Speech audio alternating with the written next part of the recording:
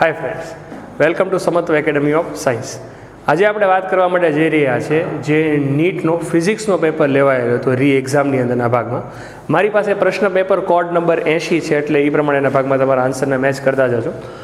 Overall પેપરની વાત કરવા માટે જઈએ તો પેપર જે આપનો કેન્સલ થયેલો પેપર હતો એની કમ્પેરિઝનની અંદરના ભાગમાં ઘણો બધો ટફ કહી શકાય, અને કેલ્ક્યુલેશન પણ ઘણી બધી લાંબી હતી. જો છેલ્લા 2-3 વર્ષના પેપર સાથે કમ્પેર કરવા માટે જઈએ તો 2025નો જે પેપર હતો જે લેવલ બેઝનો, એ લેવલને ટચ કરી શકે એવા પ્રમાણેના ભાગનું પેપર આપણે કહી શકીએ. કેલ્ક્યુલેશન ઘણી બધી લાંબી હતી, ઘણા બધા ક્વેશ્ચનોની અંદરના ભાગમાં વિદ્યાર્થીઓ જોવા માટે જાય તો એક પેજના જેવા ક્વેશ્ચન લાંબા હતા. એટલે અમુક બાળકોને તો એવું જ થાય કે પેપરનો ક્વેશ્ચન મારે પૂરો થશે કે નહીં. આમ જોવા માટે જઈએ તો આઈડિયલ રીતે સારા ટીચરોને પણ પેપર સોલ્વ કરવા માટે એટલીસ્ટ 1.25 કલાકથી 1.5 કલાક જેટલો ટાઈમ લાગે. તો વિદ્યાર્થીઓ ઉપર શું અસર થઈ છે એ આપણે સમજી શકીએ ખરી. ઘણા ક્વેશ્ચન એવા પણ હતા કે જે ઝડપથી સોલ્વ પણ થઈ જાય. જો તમે કદાચ ક્વેશ્ચન સિલેક્શન ઉપરના ભાગમાં ગયેલા હોય તો ઘણી બધી સારી વસ્તુનો ભાગ. પેપર એનાલિસિસમાં કહેવા માટે જઈએ તો 11thની અંદરના ભાગના 22 ક્વેશ્ચન હતા અને 12thની અંદરના ભાગમાંથી 23 ક્વેશ્ચન રહેલા હતા. ચેપ્ટર વાઇઝ જોવા જઈએ તો એનટીએ આ પેપરની અંદરના ભાગમાં 11મા ધોરણમાં મોશન ઇન અ પ્લેનવાળા ચેપ્ટરમાંથી અને સોલિડ મિકેનિક્સમાંથી 0 ક્વેશ્ચન પૂછેલા હતા. એક પણ ક્વેશ્ચનની અંદરના ભાગમાંથી નહોતા. 12થના પોર્શનની અંદરના ભાગમાંથી મેગ્નેટિઝમ અને વેવ ઓપ્ટિક્સના પણ 0 ક્વેશ્ચન હતા. બાકી બધા ચેપ્ટરોની અંદરના ભાગમાં ક્વેશ્ચનો 2 યા 3 યા 1 ડિવાઈડ કરેલા હતા. આપણે લાઇન બાય લાઇન ક્વેશ્ચન જોતા જઈએ અને આન્સરને જોતા જઈએ અને સોલ્યુશનને જોતા જઈએ એટલે આપણને ખ્યાલ આવે. ચાલો, મારી પાસે પહેલો ક્વેશ્ચન છે. એક આદર્શ વાયુ બહુપારિમાણિક અણુનો બનેલો છે. પ્રત્યેકમાં અણુમાં અલગ અલગ ટ્રાન્સલેશન અને 3 ભ્રમણ માટેના રોટેશન આપી દીધેલા છે. એફ કમાન્ડ એ આપણને વાઇબ્રેશન મોડ આપેલા છે, અને આપણે દરેક જણા જાણીએ છીએ કે વાઇબ્રેશન મોડ એનો મતલબ કે આપણે જો એના મુક્તતાના અંશને ગણતા હોઈએ તો 2f આપણે ગણવા જોઈએ. જો વાયુને ઉષ્મા ક્ષમતાનો ગુણોત્તર CP/CV એટલે આપણી પાસે ગામા આપી દીધેલો છે અને આપણે એફની કિંમત ગોતવાની છે, તો આપણે સમીકરણ જાણીએ છીએ કે ગામા બરાબર 1 + 2/f'. f' એટલે આપણે ટોટલ ગણતરીમાં ધ્યાનમાં લેતા હોઈએ માનો, તો આપણી પાસે એ f' એટલે 2f વત્તા 3 ટ્રાન્સલેશન અને 3 રોટેશન. આ બધાની કિંમત મૂકીને આપણે f કહેવાનું છે. તો જો તમે ગણતરી કરતા હશો તો તમારી પાસે આ 2fની કિંમત 8 આવે. એટલે ઘણા વિદ્યાર્થીઓને એવું થાય કે આવો તો કોઈ ઓપ્શન છે જ નહીં, પણ આપણે પ્રશ્નમાં મોડ આપેલા છે. તો એક વાઇબ્રેશન મોડમાં 2 ડિગ્રી ઓફ ફ્રીડમ હોય, એટલે આપણો સાચો જવાબ કેટલો બનશે આ જગ્યાએ? 4, ઓપ્શન નંબર ડી. પછીના પ્રશ્નમાં, એક વર્નિયર કેલિપર્સમાં મુખ્ય સ્કેલમાં એક વિભાગ 1 mm જેટલો છે. વર્નિયર સ્કેલ પર વિભાગોની સંખ્યા 10 છે. જ્યારે બંને જડબા એકબીજાને સ્પર્શે છે ત્યારે વર્નિયર સ્કેલનું મુખ્ય સ્કેલના શૂન્યથી ડાબી બાજુએ એવી રીતે ખસે છે જેથી ચોથા નંબરનો વર્નિયર વિભાગ મુખ્ય સ્કેલના એક વિભાગ સાથે સંપાત થાય. જો આ વર્નિયર કેલિપર્સ દ્વારા એક તારની લંબાઈ 1 સેન્ટીમીટર માપવામાં આવે તો તારની વાસ્તવિક લંબાઈ કેટલી હશે? હવે આપણને આ પ્રશ્નમાં જોવા માટે જાઓ તો મુખ્ય સ્કેલ અને નીચેના ભાગમાં આપણી પાસે આવતું વર્નિયર સ્કેલ, ડાબી બાજુએ ચોથા નંબરનો કાપો કીધો છે. એટલે આમ જોવા માટે જઈએ તો આપણી પાસે આ ઋણ ત્રુટીનો ભાગ થાય. તો ગણતરી અનુસાર જોવા માટે જાઓ તો આની જેવા જે જૂના ક્વેશ્ચનો પૂછાયેલા છે એની અંદરના ભાગમાં જ્યારે આપણે મેચ થતો કાપો કહેતા હોઈએ ત્યારે વર્નિયર કેલિપર્સના જે વિભાગ છે એમાંથી જે નંબરનો કાપો ડાબી બાજુએ ગયેલો છે એટલે કે આપણી પાસે આવે 6થા નંબરનો કાપો કે જ્યાંથી આપણે રીડિંગ લેવાનું થાય. અને જો આપણી પાસે 1 સેન્ટીમીટરનું માપન કરતા હોય અને લઘુત્તમ માપશક્તિના આધારે ગણતરી કરવા માટે જાઓ તો જવાબ થવો જોઈએ 1.06 સેન્ટીમીટર. સાચું, પણ એવું આપણી પાસે કોઈ ઓપ્શનમાં છે નહીં. એટલે આપણી પાસે જે કાપો રહેલો છે એને આધારે જો ગણતરી કરવા માટે જાઓ તો તમારો સાચો જવાબ બનશે 1.04 સેન્ટીમીટર, જે આપણને ઓપ્શનમાં આપેલો છે સી નંબર. એટલે છતાં જોઈએ છીએ એનટીએ વાળા લોકો આની અંદરના ભાગમાં ફાઇનલ આન્સર કીમાં શું રાખે? આપણી આન્સર કી પ્રમાણે અત્યારે રાખીએ છીએ આપણે 1.04. ત્રીજો છે પ્રશ્ન આપણી પાસે, 3 સમાન PN junction diode D1, D2, D3 ને આકૃતિમાં દર્શાવ્યા મુજબ બેટરી સાથે જોડવામાં આવે છે. જો D1, D2 અને D3 ના ડેપ્લેશન સ્તરોની પહોળાઈ અનુક્રમે W1, W2 અને W3 હોય તો સાચો વિકલ્પ જણાવો. બેટરી સાથેના ભાગમાં આ ડાયોડ આપણી પાસે ફોરવર્ડ બાયસમાં થશે, આ આપણી પાસે રિવર્સ બાયસમાં થશે. અહીંયા કોઈ પણ જાતનું જોડાણ છે જ નહીં. તો આપણે જાણીએ છીએ કે ફોરવર્ડ બાયસમાં ડેપ્રેશન સ્તરની પહોળાઈ સૌથી કેવી હોવાની? ઓછી. રિવર્સ બાયસમાં સૌથી કેવી હોવાની? વધારે. એટલે W3 સૌથી વધારે, W1 સૌથી ઓછું. તો W2 ક્યાં આવતું હશે? એની વચ્ચેના ભાગ. એટલે આપણી પાસેના ભાગમાં ઓપ્શન કયો બની રહેશે? અહીંયા ઓપ્શન આપણે જોતા જઈએ તો ભાઈ આપણા ઓલા પ્રમાણેના ભાગમાં ઓપ્શન નંબર 2, W3 વધારે સૌથી, W1 સૌથી ઓછું.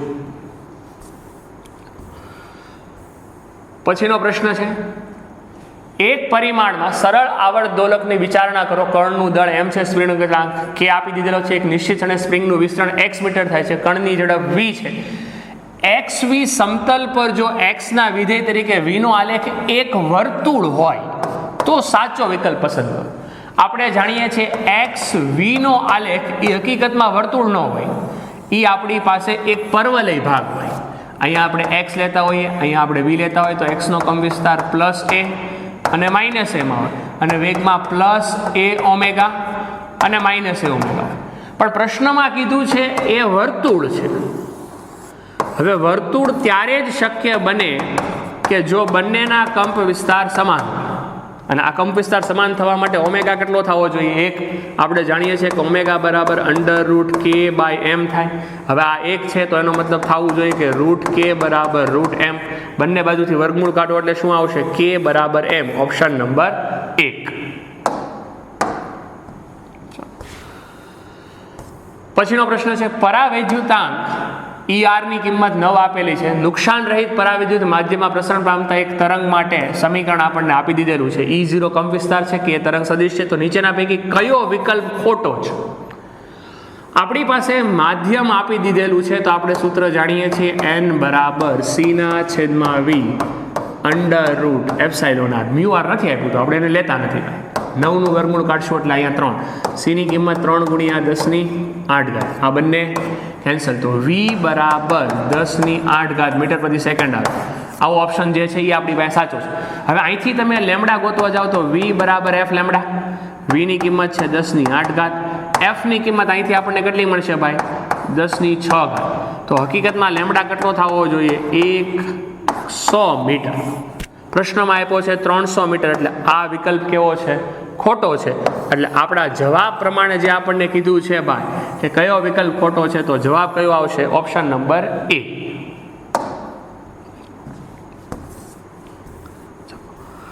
પછીનો પ્રશ્ન છે, એકમ ત્રિજ્યા ધરાવતી ગોળાકાર તાર સમતલ ક્ષેત્રમાં સ્થિર છે. એકમ દળ ધરાવતા બે બિંદુવત કણો A બરાબર θ બરાબર +π/2 પાસે અને B બરાબર -π/2 પાસેના ભાગમાં મળે છે. તો આ સમય દરમિયાન તેના θ વિધેય સ્વરૂપે તંત્રનું રેખીય વેગમાનનું મૂલ્ય યોજનાબદ્ધ રીતે કઈ રીતે પ્રતિનિધિત્વ કરશે? આપણી પાસે વર્તુળાકાર માર્ગમાં અહીંયાથી લઈ અને આ સ્થાને જવાનું છે. આ +π/2 થી લઈ અને -π/2 પાસે. તો હવે આપણી પાસે રહેલા ઓપ્શનોને જોતા જઈએ તો આપણને ખ્યાલ રહેતો જાય કે આ પ્રશ્નની અંદરના ભાગમાં એક આલેખ આપણને આ રીતે આપેલો છે, બીજો આલેખ આ રીતેના ભાગમાં આપેલો. હવે અહીંથી તમે જોશો તો આ પરિસ્થિતિ આપણી પાસે સ્થાનાંતરની આપી દીધેલી છે. આપણને પૂછેલું છે વેગમાન. તો સ્થાનાંતર અને વેગમાન બંને અલગ અલગ વિધેય અનુસારના ભાગમાં બદલાયેલા આપણને જોવા મળશે. તો આ આલેખ અનુસારના ભાગમાં આપણો સાચો જવાબ બનશે ઓપ્શન નંબર B, કે +π/2 અને -π/2 પાસેના ભાગમાં વેગમાનની કિંમત 0 બનશે. 0 પાસેના ભાગમાં એ મહત્તમ મળશે, કારણ કે કોસ વિધેય અનુસારના ભાગમાં બદલાતું જોવા મળશે ભાઈ. ગાયગર માસ્ટરના પ્રયોગમાં પ્રકીર્ણન માટેનો સીધો ટેક્સ્ટબુકમાં રહેલો આલેખ જ છે. આપણે દરેક જણા જાણીએ છીએ કે n ઓફ θ એ 1/sin⁴ θ/2 પ્રમાણે બદલાય. એટલે આપણો જવાબ બનશે ઓપ્શન નંબર B. પછીના પ્રશ્નમાં અનુક્રમે 1.25 અને 1.5 વક્રી ભવનાંક ધરાવતા 3 માધ્યમો આપણને આપી દીધેલા છે. 5 સેન્ટીમીટરની એક જાડાઈ છે. ઓર નંબરના બિંદુને આપણે બે અલગ અલગ સ્થાનેથી અવલોકન કરીએ છીએ. એકવાર અહીંયાથી અને એકવાર આપણે આ સ્થાનેથી અવલોકન કરીએ છીએ. અહીંયા એની ઊંચાઈ મધ્યમાં છે, એટલે આ બાજુ કેટલી થવાની? 5/2 એ 5/2. તો આના માટે આપણું સૂત્ર HI/HO બરાબર n અવલોકનકાર છેદમાં n વસ્તુ. તો પહેલું H1 આપણને શું મળશે? HO સામે ગયું એટલે 5/2 અવલોકનકાર 1ના માધ્યમમાં છે. વસ્તુ માધ્યમનો છે 1.25, બીજા માટે તમે લખતા હોય તો H/H2 અહીંયા 5/2, અવલોકનકાર 1.5 વક્રી ભવનાંકવાળામાં છે અને અહીંયા છે 1.25. ગણતરી કરવા માટે જઈશું એટલે H1ની કિંમત આપણી પાસે આવશે 2 સેન્ટીમીટર, H2ની કિંમત આવશે 1 સેન્ટીમીટર, એટલે આનો તફાવત કેટલો થઈ જવાનો છે આપણને મૂલ્ય અનુસારના ભાગમાં 1 સેન્ટીમીટર, ઓપ્શન નંબર 1. પછીનો પ્રશ્ન છે, ધારો કે સિગ્મા બી બોલ્ટ્ઝમેન છે, સ્ટીફન બોલ્ટ્ઝમેન છે, KB એ ખાલી બોલ્ટ્ઝમેન છે અને B એ વિનના સ્થાનાંતરનો નિયમ છે. તો સિગ્મા બી KB ઇન્વર્સ અને B ની કિંમત શું થાય? સિગ્મા S છેદમાં આવી જશે KB, આ જગ્યાએ B. સિગ્મા S સ્ટીફન માટે થઈને આપણે બોલતા હોય તો કહી શકાય જૂલ પ્રતિ સેકન્ડ મીટર સ્ક્વેર કેલ્વિનની 4 ઘાત. B વિન સ્થાનાંતરણ, જેના માટે થઈને આપણે કહી શકશું meter into kelvin. KB Boltzmann માટે કહી શકાય જૂલ પ્રતિ કેલ્વિન. તો કેલ્વિન ઉપરના ભાગમાં આવી ગયું એટલે 1 કેલ્વિનની 4 ઘાત કેન્સલ આઉટ થઈ ગઈ એટલે કેલ્વિનની ઘાત -2 થશે. જૂલ અને જૂલ કેન્સલ, 1 મીટર કેન્સલ એટલે L - 1 T - 1 K - 2, L - 1 T - 1 K - 2, option number D. ધ્વનિ તરંગો માટે એક ખુલ્લી છેદ ધરાવતી નળીનો 5th હાર્મોનિક, ખુલ્લી નળી માટે 5th હાર્મોનિકમાં n નોડ મળે છે, જ્યારે બંધ છેડા ઉપર 9th હાર્મોનિક માટે થઈને નોડ મળે છે EM છે. તો ખુલ્લી નળી માટે થઈને n ની કિંમત નોડ આપણે ગણતરી કરતા હોય તો ખુલ્લી નળીમાં આપણે જાણીએ છીએ કે બંને છેડે આપણી પાસે એન્ટી નોડ હોય, અહીંયા એક નોડ હોય, એટલે અહીંયા તો આપણા 5 ક્રમ અનુસારના ભાગમાં આવા 5 લેતા જાવ એટલે એમાં n ની કિંમત તો કેટલી થઈ જશે? 5. હવે બંધ છે તો બંધનો મતલબ આપણે એક છેડે નોડ હશે અને બીજા છેડે એન્ટી નોડ. હવે આગળ વધતા જાઓ તો આપણને ખ્યાલ છે કે ભાઈ બંધ હોય તો ત્યાં ક્રમ હંમેશા એકી સંખ્યામાં આવે, 1 3 5 7 9, એટલે હકીકતમાં 9 એટલે ત્યાં પણ નોડની સંખ્યા કેટલી થશે? 5. તો તમે 5 ને 5 સાથે ભાગાકાર કરો એટલે આનો જવાબ કેટલો બનશે? 1, ઓપ્શન નંબર બીજો. બે અનંત લંબાઈના સમાંતર સુવાહક તાર A અને B માં અનુક્રમે I અને 2I જેટલો પ્રવાહ પસાર થઈ રહેલો છે. એકમ લંબાઈ દીઠ આપણને લેમ્બડા દળ આપી દીધેલું છે. આપણે જાણીએ છીએ બળનું સૂત્ર F બરાબર શું થઈ જવાનું કે μ0 I 2I, બંને તાર વચ્ચેનું અંતર આપણી પાસે રહેલું છે જે અહીંયા લંબાઈ રહેલી છે L અને અહીંયા આપણી પાસે આવવાનું 2π. વજન સાથે સરખામણી કરવા જાવ એટલે અહીંયા mg. આ સ્થાને પાસેથી આપણે h નું ન્યૂનતમ મૂલ્ય જોતું છે એટલે અહીંયા h ને તમે કરતા બનાવો તો તમારો જવાબ થશે μ0 I² π λg, option number A. એક શ્રેણી LCR પરિપથમાં AC વોલ્ટેજ આપણને આપી દીધેલા છે, VM ની કિંમત છે 220, પરિપથમાં પ્રવાહનો કંપ વિસ્તાર એટલે IM જ દેવો પડે એટલે VM ના છેદમાં મોડ Z. મોડ Z તમે ગોતો તો આ અનુનાદની સ્થિતિ છે ભાઈ, અને અનુનાદની સ્થિતિ છે એટલે R ની કિંમત આપણને આપી દીધેલી છે 100, તો 220 ને 100 વડે ભાગશો એટલે આપણો જવાબ થશે 2.2 એમ્પિયર. ત્રિજ્યા કેપિટલ R કેપિટલ Q વિદ્યુતભાર ધરાવતા સમાન રીતે વિદ્યુતભારિત અવાહક ગોળાનો વિચાર કરીએ, જેમાં એક કેન્દ્રથી 3R અંતરે છે, પછી તમને સપાટી ઉપરના ભાગમાં લાવો એટલે પરિસ્થિતિ આવી બની ભાઈ કે આ અંતર R, બીજું અંતર 3R, તો અહીંયાની સ્થિતિ ઉર્જા શું થઈ જવાની? K capital Q minus small q એના છેદમાં 3R. આ સ્થાનની સ્થિતિ ઉર્જા શું થઈ જવાની? K capital Q minus Q એના છેદમાં R. અહીંયા સ્થિતિ ઉર્જા પ્લસ અહીંયા સ્થિતિ વત્તા શું હશે? ગતિ ઉર્જા. આ બંનેની સરખામણી તમે કરો અને V ને કરતા બનાવવા માટે જશો એટલે આપનો જવાબ થશે ઓપ્શન નંબર બીજો, કેપિટલ Q સ્મોલ q ના છેદમાં 3πε0 mR. પછીના પ્રશ્નોમાં પ્રકાશનું એક કિરણભૂત ધાતુની સપાટી પર એવી રીતે પડે છે કે ફોટોઇલેક્ટ્રિક અસર ઉત્પન્ન થાય. જો પ્રકાશ સ્ત્રોતનો પાવર સમય સાથે રેખીય રીતે ઘટે, આપણે જાણીએ છીએ કે પાવર બરાબર હકીકતમાં સૂત્ર શું લખતા હોય કે તીવ્રતા બરાબર ઉર્જાના છેદમાં સમય ગુણ્યા ક્ષેત્રફળ, અને આ ઉર્જાના છેદમાં સમય એટલે શું થાય? પાવર. તો પાવર બાય A. પાવર ઘટે તો તીવ્રતા ઘટે, તીવ્રતા ઘટે તો કોણ ઘટતું જાય? પ્રવાહ ઘટે, પરંતુ સ્ટોપિંગ પોટેન્શિયલ હંમેશા કેવો રહે ભાઈ? અચળ.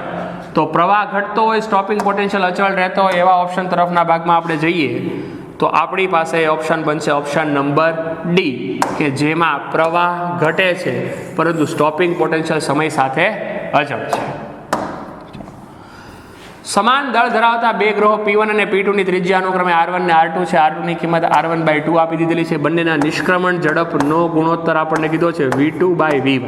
આપણે જાણીએ છીએ V નું સૂત્ર શું થવાનું, √2gm એના છેદમાં R. તો V2 બરાબર અહીંયા શું બની જશે, R1, અહીંયા R2. વ્યસ્ત સંબંધ છે. R2 ની કિંમત આપણી પાસે છે R1/2, 2 ઉપર ગયો એટલે માત્ર જવાબ આવશે √2. પછીનો પ્રશ્ન, એકમ ધન વિદ્યુત ભારને આકૃતિમાં દર્શાવ્યા પ્રમાણે સમાન ધન વિદ્યુત ભાર ધરાવતા રો ઘનતા અને R ત્રિજ્યાને એક વિદ્યુત ભારિત ગોળા રાખી દીધેલા છે. એક 2R અંતર છે અને એક બીજું 3R અંતર છે. તો બિંદુવત વિદ્યુત ભારને કારણે થતું કુલ કાર્ય કેટલું? આ બિંદુ પાસે આપણે એની સ્થિતિ ઉર્જા ગોતવા માટે જાઓ તો શું થવાની, કે ઘનતા આપેલી છે જેનું આપણે દર્શાવવાનું છે એટલે રો 4/3 પાઈ R નો ઘન એકમ વિદ્યુત ભાર છે એટલે 1 એના છેદમાં આ બિંદુ સુધીના ભાગનું આપણી પાસે રહેલું અંતર કેટલું થવાનું, પહેલું 2R. પછીના કિસ્સાની અંદરના ભાગમાં આપણે લગાવવા જઈએ તો કે રો 4/3 પાઈ R નો ઘન વિદ્યુત ભાર એકમ રહેલો છે અને બીજું અંતર કેટલું થઈ જવાનું છે આપણી પાસે 3R. આ બંનેનો તમે તફાવત લ્યો તો એ આપણી પાસે કાર્ય થશે અને આમાં કિંમત મૂકવા માટે જશો એટલે અહીંયા તમારી પાસે n ની કિંમત આવશે 18. જે આપણે જોવા માટે જઈએ તો આપણી પાસે વિકલ્પ નંબર છે ત્રીજો ભાઈ. ચાલો, 1 મોલ આદર્શ એક પારિમાણિક વાયુ માટે ચક્રીય પ્રક્રિયા કીધેલી છે. ચક્રીય પ્રક્રિયા એટલે આપણને ખબર છે કે U = W. સૌથી ઈઝી પ્રશ્ન હતો ભાઈ. લંબચોરસ ભાગ દેખાય, આનું ક્ષેત્રફળ, આ તફાવત કેટલાનો છે 200, આ તફાવત કેટલાનો છે 3, એટલે જવાબ કેટલો થવાનો 600 જૂલ. સૌથી સહેલો પ્રશ્ન.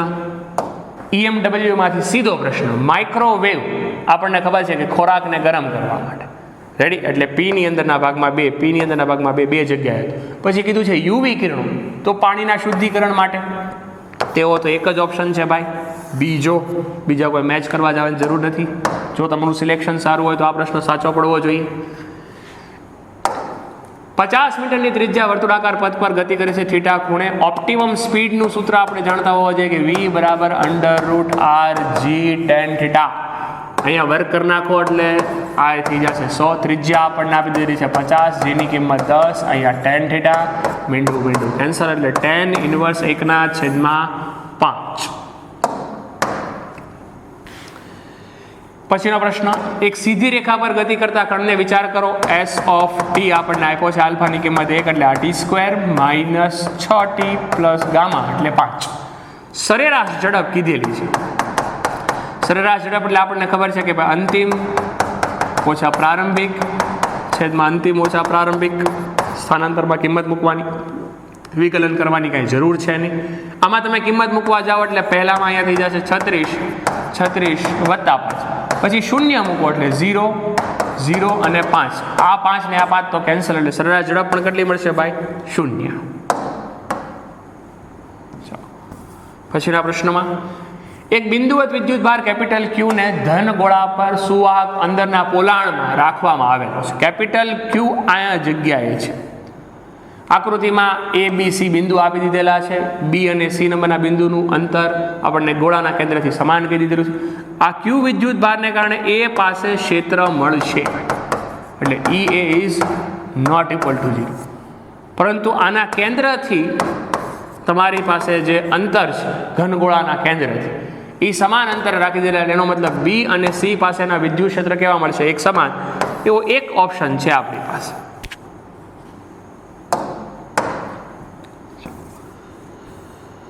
અંતિમ વેગના પ્રયોગમાં પ્રવાહીની શાંતતા માપવા માટે આપણે સમાન ત્રિજ્યા પરંતુ અલગ અલગ ઘનતા ધરાવતા ગોળાકાર દડાઓનો ઉપયોગ કરવામાં આવે, જેમની ઘનતા અને પ્રવાહી ઘનતાના ગુણોત્તર સાથેનો સંબંધ. તો આપણે જાણીએ છીએ કે VT = 2/9R² - ρ0.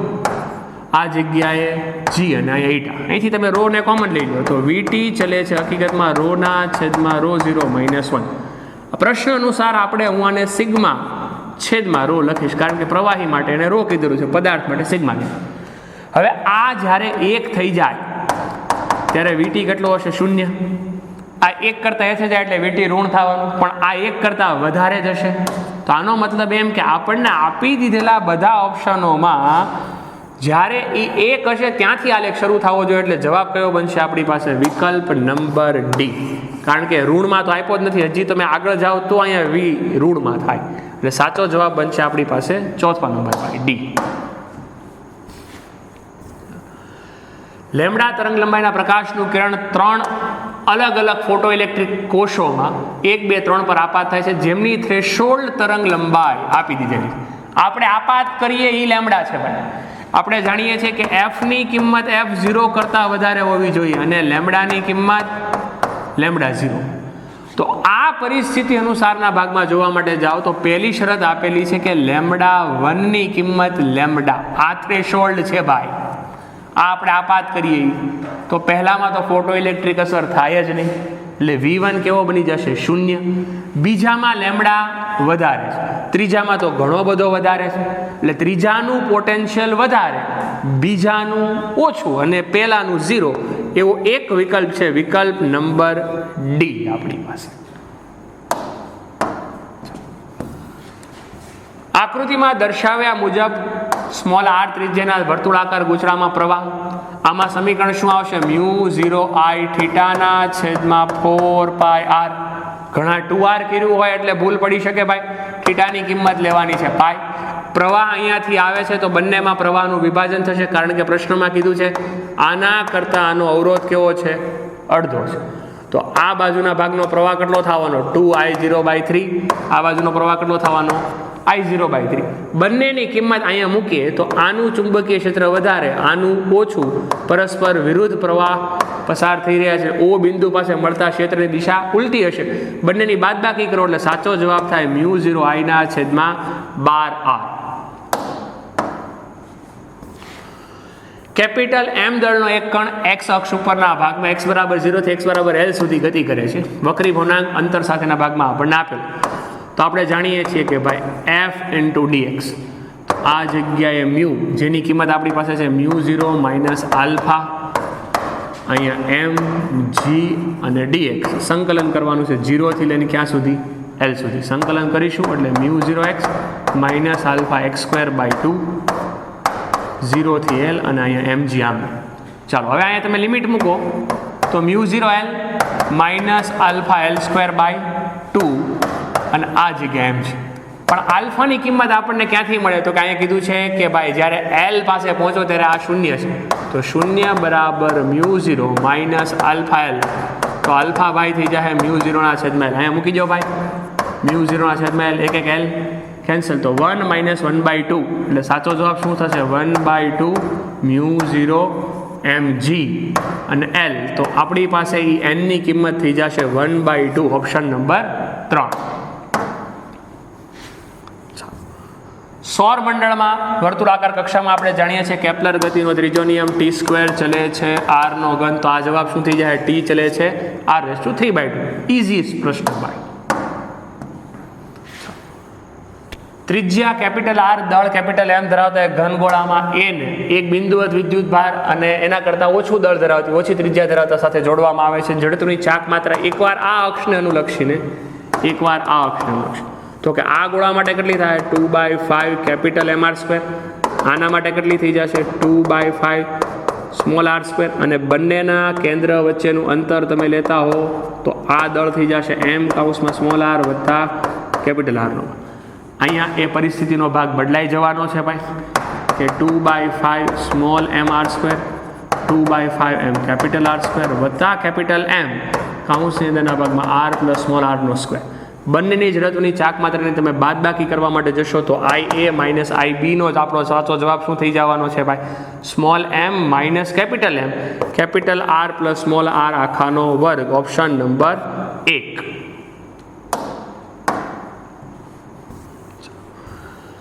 આકૃતિમાં દર્શાવ્યા પ્રમાણે બે લેન્સના સંયોજન આપેલા છે. આપણને ખબર છે કે પહેલા લેન્સ વડે મળતું પ્રતિબિંબ બીજા લેન્સની વસ્તુ તરીકે વર્તે. પહેલાનું વસ્તુ અંતર 30 છે, આપણને કેન્દ્ર લંબાઈ આપી દીધેલી છે +10. તો આનાથી મળતું પ્રતિબિંબ આ બાજુ 15 સેન્ટીમીટરે મળે. તો આનું વસ્તુ અંતર કેટલું થવાનું 12 સેન્ટીમીટર, જે જમણી બાજુના ભાગમાં છે એટલે તમે પ્લસમાં લેશો. અહીંયાથી સૂત્રમાં કિંમત મૂકવા જાઓ તો વીની કિંમત આવે -60 સેન્ટીમીટર. અંતરગોળ લેન્સ માટે માઇનસ કિંમત, એનો મતલબ ડાબી બાજુએ થશે. એટલે અંતરગોળ લેન્સની ડાબી બાજુએ 60 સેન્ટીમીટર પર. Option number 1. -3 વોલ્ટના બ્રેકડાઉન ધરાવતા એક આદર્શ ઝેનર ડાયોડને -5 ઋણ ઇનપુટ સાથે જોડી દીધેલા છે. રિવર્સ બાયસ કરવામાં આવેલો છે. આપણને ખબર છે કે ઝેનર બાય રિવર્સમાં જ ચાલે. અહીંયા -5, અહીંયા -3, તો આને મળતા વોલ્ટેજ કેટલા હશે? -2. પણ આપણને એનું મૂલ્ય કીધેલું છે, તો જવાબ બનશે 2. Option number 1. 3 સમાન કેપેસિટર PQR આપણને આપી દીધેલા છે. આનું કેપેસિટન્સ C, અહીંયા C, અહીંયા પણ C. આ બંને શ્રેણીમાં થશે એટલે આનું કેપેસિટન્સ કેટલું થઈ જવાનું છે? C/2. આ જગ્યાએ C. દરેકના વિદ્યુત ભારની ગણતરી કરવા માટે જાઓ તો ઇક્વિવેલન્ટ કેપેસિટન્સ ઉપરથી ઇક્વિવેલન્ટ વિદ્યુત ભાર કેટલો થાય? આ C/2 અને C આપણી પાસે સમાંતરમાં, એટલે 3C/2 × V. એનો મતલબ કે 3Q/2 થાય કુલ વિદ્યુત, જેમાંથી આને કેટલો વિદ્યુત ભાર મળશે? Q. આ બંને શ્રેણીમાં છે એટલે બંનેમાં કેટલો વેચાશે? Q/2, Q/2.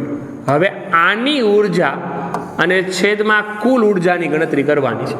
તમારી પાસે બધા સૂત્ર છે, તમે આનો પણ ઉપયોગ કરી શકો, Q²/2C. યા ઉપયોગ કરી શકો 1/2 CV².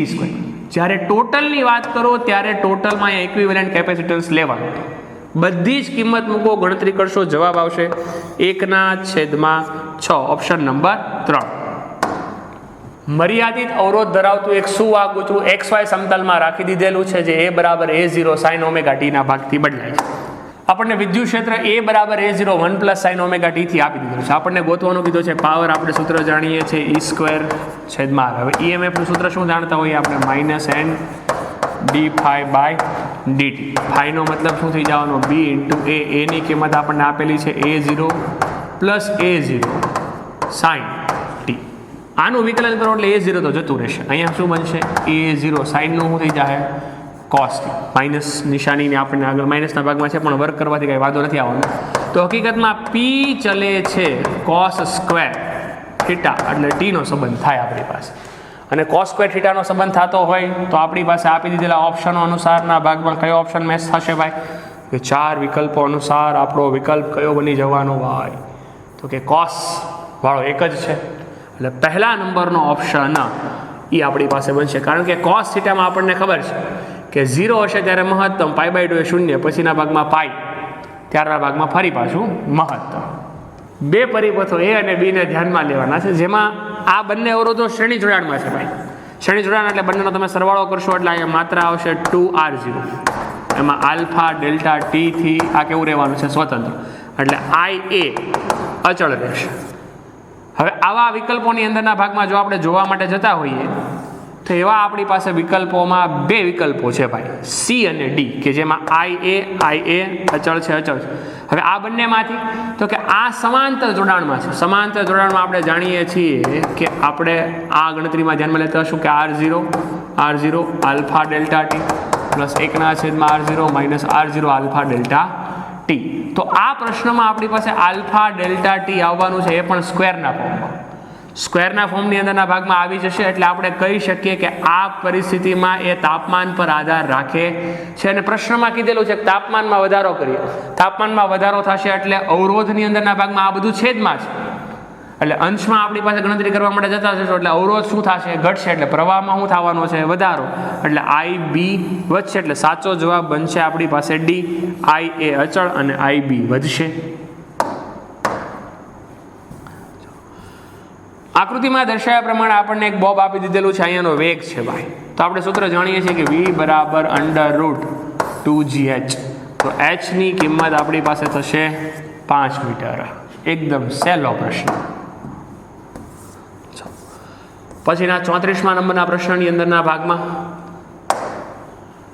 સમાન નક્કર ઘનતા ધરાવતા એક બુજને આપણે ધ્યાનમાં લઈએ. આવર્તકાળના સંબંધને આપણે જોતા હોઈએ તો આપણે જાણીએ છીએ કે T ચલે છે 1/√ρ હાલતું હોય. બરોબર ને? આ પરિસ્થિતિ અનુસારના ભાગમાં તમે રો2 છેદમાં રો1 ગણતરીમાં લેવા માટે જાઓ તો અહીંયા શું થઈ જવાનું છે? T2/નો વર્ગ અને અહીંયા T1/નો વર્ગ. બંને આપી દીધેલા કિંમતો મૂકતા જાઓ તો આવર્તકાળનો આપણો જવાબ થઈ જશે 1/4, ઓપ્શન નંબર 3.